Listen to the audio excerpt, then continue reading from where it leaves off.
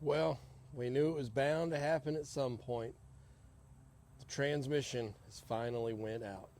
So I'm going to tell you my story, what I experienced, and ultimately what it cost me to get it fixed.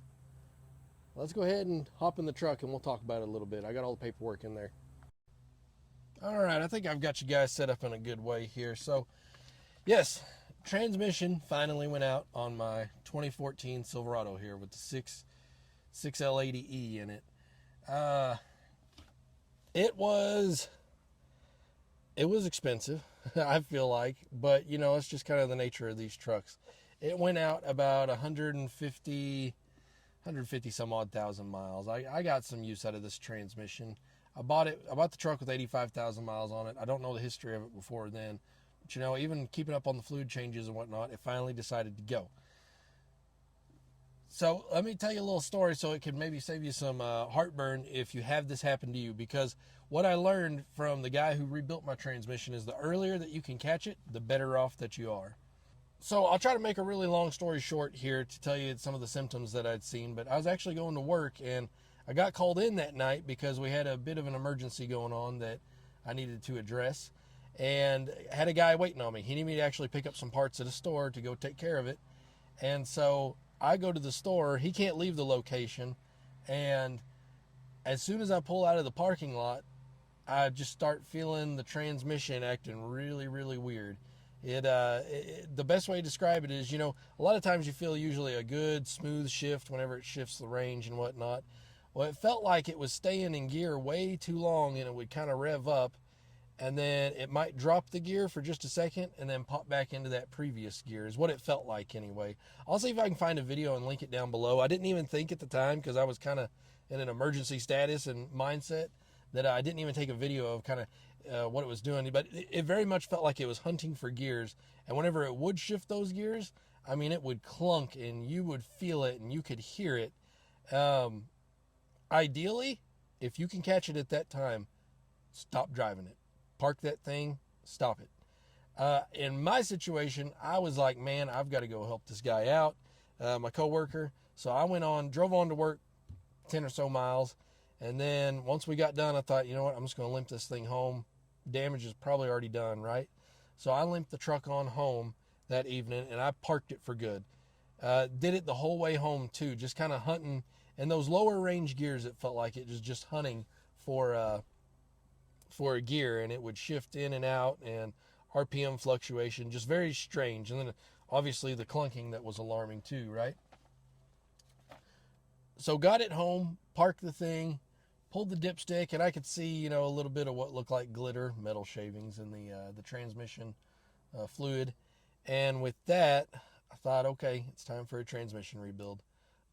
I need to get that done. So that was on a Friday. That Monday, I asked some folks around me that I didn't know anybody local that would be a good transmission shop. So I asked some friends, coworkers, and they recommended me somebody over in Springdale, and worked out great. Gave him a call.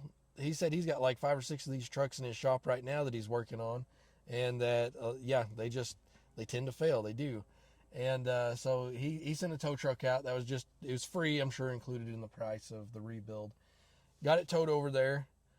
3 weeks later, got the thing rebuilt, and I've got the truck back now. So I said earlier, the sooner that you can catch it, the better it will be, because what he told me was that he sees a lot of people.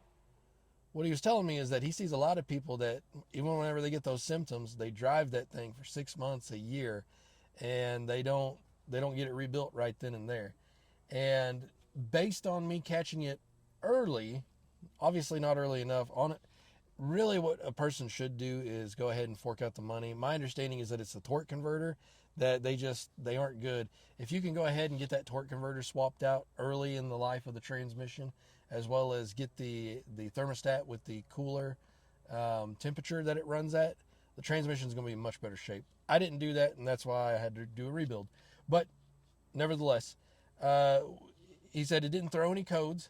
The fluid had been changed regularly, which I had stayed on top of. And the diagnostic note here says a rise in RPMs from second to third gear causing a slip. And that's where I was feeling that fluctuation and then really the tough clunking shifting too.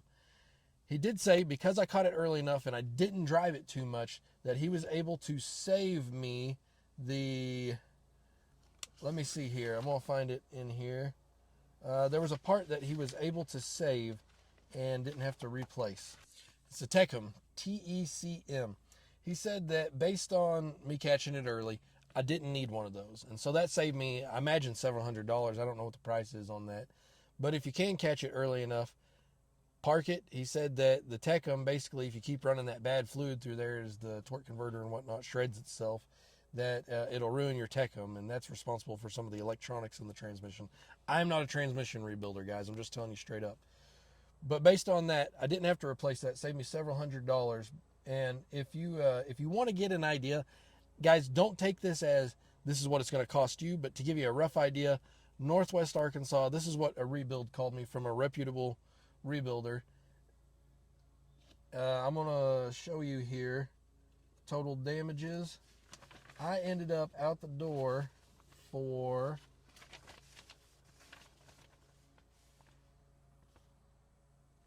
see if I can cover it up, after taxes and all, you can see it was almost $4,400. And what that got me, I actually could have got it out a little bit cheaper, but let's see, I did spend, looks like $160 after taxes and whatnot. I'm sure about $200 on a rear main seal. So about $4,200 for a transmission rebuild, no Tecum included. And they fixed me up with I'll make a different video on all that, but they fixed me up with what seems to be, I don't know if it was a billet torque converter, but it was a better torque converter, should last longer, as well as the lower temperature thermostat in the transmission, just like they should have came with from the factory. And then, of course, I did have them do the rear main seal because this truck, I thought it had some leaks, and it does. It's just starting to show its age at 150K. Went ahead and had them put a rear main seal. I'd recommend that to you guys as well, because while they got the transmission pulled out, $200 job. If you have to pull the rear main seal and replace it due to a leak, you know, you got to pull that transmission. It's probably going to cost you $800, $1,200, I'd imagine. I'm just spitballing once again, but I know it's going to be a tough pill to swallow. Go ahead and spend the extra money on these few little things if you plan on keeping the truck. If you don't plan on keeping it, you're flipping it or whatever, I mean, you're probably doing the guy a favor if you do it right, but if you're trying to save a buck here or there, you don't have to. But this truck, I like it. I want to keep it. So they had it for 3 weeks. Got the transmission rebuilt with the new torque converter. I mean, the whole thing was rebuilt, but the better torque converter, rear main seal, new fluid, all that good stuff. I was out the door for less than $4,400. Drove it home. I've had it since. Boy, and she says shifts smooth, shifts good. Temperature stays at 150, 155 degrees. So, yeah, it sucks that I had to rebuild it. But, you know, other than that, these trucks, they kind of get a bad rap, especially whenever you compare them to, you know, like the 99 through 06. Those trucks were they're awesome. And there's a lot of aftermarket support. But that's the beauty of these trucks, too, is now that they're starting to get a little bit older, I mean, this is an 11-year-old truck now. I feel like that all the flaws of the transmission have been discovered, and they're getting rectified after a rebuild. So, yeah, it sucks that you're going to have to, you know, spend that $4 or $5 grand to get a rebuild. But I really think after you get a rebuild done, this truck's going to give me another 150K. I really think that.